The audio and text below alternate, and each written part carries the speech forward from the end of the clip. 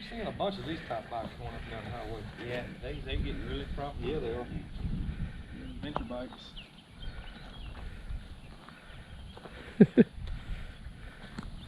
seen one the other day. I think it's BMW.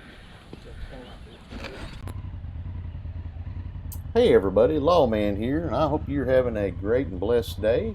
I just wanted to share a little information with you. My son and my son-in-law finally talked me into it, and I bought a Honda Africa Twin, 2018 base model. Big step up from the TW200s. Love this bike, rides great. Have not yet gotten it off-road. Want to wait until I get my crash bars put on it and my tires. The only thing I don't like about this bike is it is fairly heavy. I've already dropped it 4 times and just stalled on me in jerks, and I dropped it. So I did end up putting some bars across the handles because that seems like where it was catching, and they have done their job. They've done a great job.